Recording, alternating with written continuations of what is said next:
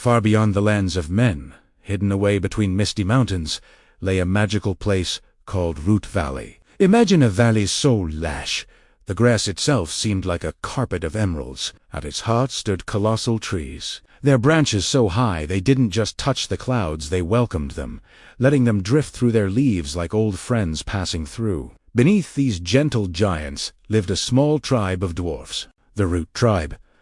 Though short in stature, their hearts were full of wisdom and kindness. They made their homes inside the mighty trunks, carving them into cozy shelters decorated with vibrant flowers and shiny stones they degathered from the river. Every night, they slept on soft palm leaves, and every morning they woke to a symphony of birds, a perfect harmony in their peaceful valley. As the first light of dawn painted the sky, the dwarfs would emerge from their homes, carrying tiny silver plows. They worked the soil with a gentle touch, planting seeds and singing ancient songs. They believed these melodies brought blessings to the land, and whenever they sang, the giant trees would sway in rhythm as if dancing along to their joyful tunes. For these dwarfs, the earth was alive. They believed it could hear, feel, and even dream. They never picked a flower without a quiet thank you, and they never trimmed a branch without whispering a small prayer of gratitude.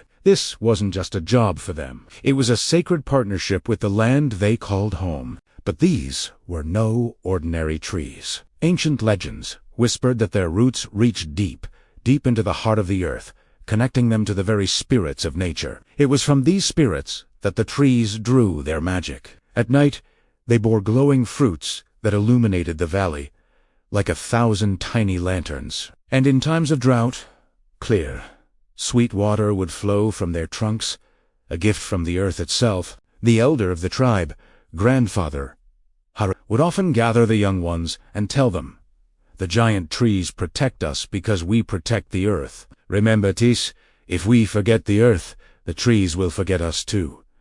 His words were a constant reminder of the delicate balance they were all a part of. But one morning, something was amiss. A young dwarf named Limo noticed that the leaves of one of the great trees were falling, even though it wasn't the season of change. Its trunk looked pale and weary. Troubled, Limo pressed his ear to its roots. He heard a faint, sorrowful whisper, a sound like soft crying. Frightened, Limo rushed to find Grandfather Haro. "Grandfather, the tree is crying. Its roots are dry." "Eh?" exclaimed. But Haro, wise and calm, simply smiled gently. "Don't you worry, Limo. It's probably just the season of change."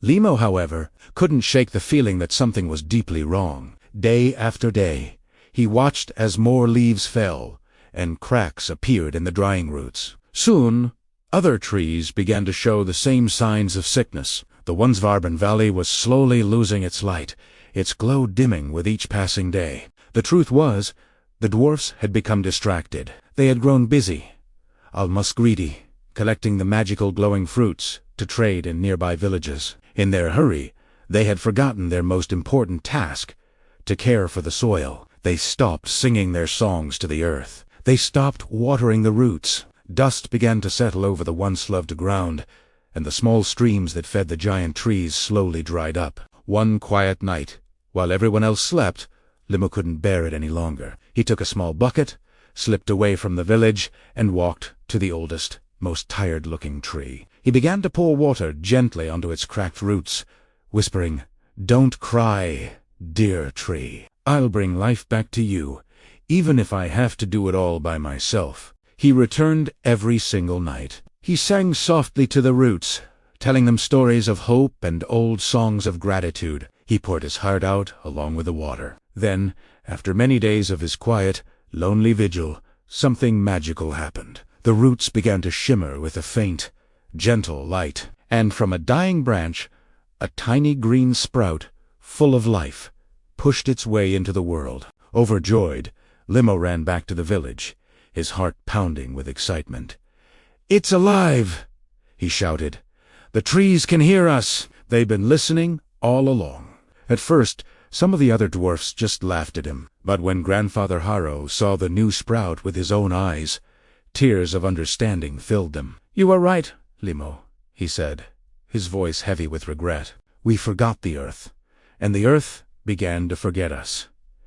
He gathered everyone in the village center. From this day forward, he declared, his voice ringing with renewed purpose, we shall never let the soil go thirsty again. We will water it not just with water, but with care and with love.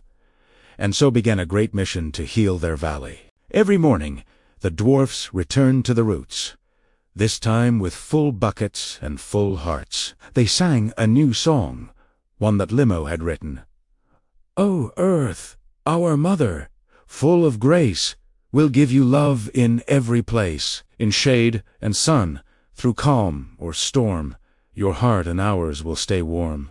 Day by day, the valley began to change. The river started to flow again, its waters clear and strong. The fruits on the trees regained their brilliant glow, and the entire valley sparkled with a light that seemed brighter than ever before, as if it had been reborn. Standing in the middle of their restored home, Grandfather Haro placed a hand on Limo's shoulder. "Remember this, my boy," he said, his eyes twinkling. "Whoever plants kindness in the earth will be protected by the sky." Limo smiled proudly, his gaze sweeping over the vibrant valley. "Then I'll teach all the young ones how to listen to the earth," he replied, "before it has to cry." From that day on, Limo was known as the Friend of the Roots, and the dwarfs of the Root tribe passed down a new lesson to their children, that the earth doesn't belong only to those who work on it, it belongs to those who care for it. And in that magical valley, the giant trees still stand, their leaves whispering a timeless secret on the wind. The earth lives through love. Thanks for watching this story with us. If you enjoyed it, please give us a like and subscribe for more tales that warm the heart. We'll see you next time.